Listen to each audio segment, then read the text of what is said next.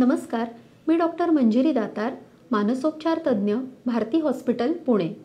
10 September हा दिवस आत्महत्या प्रतिबंधक दिवस म्हणून ओळखला जातो.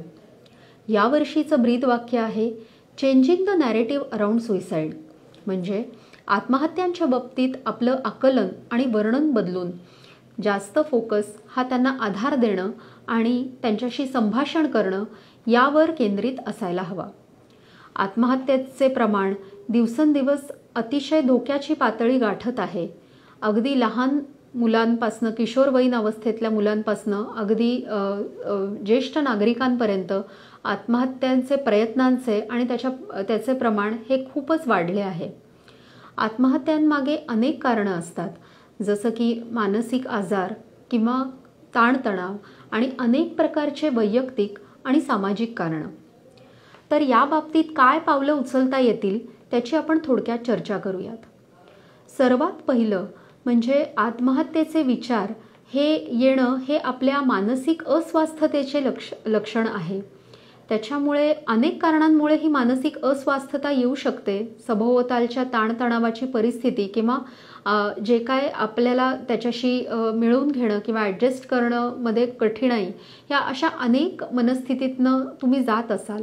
पण महत्त्वाची गोष्ट अशी आहे की बऱ्याच वेळा बाह्य ताणतणाव हे बदलणं शक्य नसतं, पण आपली मानसिक अस्वस्थता मात्र निश्चितच इलाजामुळे किंवा जर याची चर्चा तुम्ही उघडपणे कुणाशी केली तर ते निश्चितच आपली मानसिक अस्वस्थता ही कमी होऊ शकते.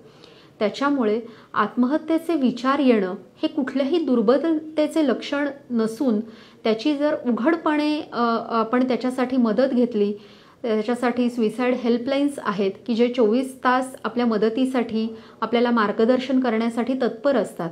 तसेच कुठल्याही क्लिनिक किंवा हॉस्पिटलमध्ये आपण तज्ज्ञांची मदत, जसे की मानसोपचार तज्ज्ञ आणि काउन्सिलर्स यांची मदत घेतली तर निश्चितच ही मानसिक अस्वस्थता कमी होऊ शकते. त्याच्यामुळे आपल्या आयुष्याला संधी देण्याचे आपल्याकडे अनेक मार्ग असतात. आपण फक्त थोडंसं धीर धरून त्या बाबतीत विचार केला पाहिजे. दुसरी गोष्ट ही सभोवतालच्या लोकांसाठी कुठल्याही व्यक्तीच्या मनातली अस्वस्थता त्याच्या वर्तनातनं काही वेगवेगळ्या प्रकारे प्रगट होऊ शकते. जसं की एकदम शांत होणे किंवा पुढच्या गोष्टींची चर्चा करणे ज्याच्यात ती लोक त्यांचा स्वतःचा त्या बाबतीत उल्लेख करत नाहीत किंवा पुढच्या गोष्टीचं खूप नियोजन करतात. अशा अनेक प्रकारचे आपल्याला वर्तनातनं संकेत मिळू शकतात. याच्यामध्ये नातेवाईक, शिक्षक किंवा मित्र किंवा आपल्या कामातल्या संदर्भातले सहकारी, अशा अनेक च्या बाबतीत ही वर्तनं आपल्या नजरेस येऊ शकतात. किंवा कधीकधी सोशल मीडियामधल्या पोस्ट्स याच्यातनंही व्यक्तीच्या मनाचा आरसा असू शकतो की ज्याच्यामधनं वेगवेगळ्या पोस्ट्समधनं त्या व्यक्तीचं वर्तनाचा अंदाज येऊ शकतो. तर अशा वेळेस शांत न बसता प्रोॲक्टिव्हली आपण तज्ज्ञांचं त्या व्यक्तीसाठी मार्गदर्शन घेणं आणि त्याला उघडपणे विचारणं त्याच्या मनाच्या अस्वस्थतेबद्दल हे आपल्याकडनं प्रोॲक्टिव्हली हे घडलं पाहिजे. तर ही दुसरी गोष्ट.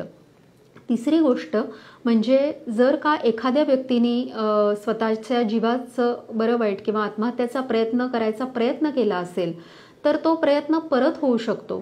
त्याच्यामुळे अशा व्यक्तीचं नियमितपणे काउन्सिलिंग आणि रेग्युलर इलाज हा वेळोवेळी तज्ज्ञांच्या मार्गदर्शनाखाली घेतला पाहिजे. तर या काही गोष्टी आहेत ज्या आपण सगळेच समाज म्हणून आत्महत्या रोखण्यासाठी करू शकतो.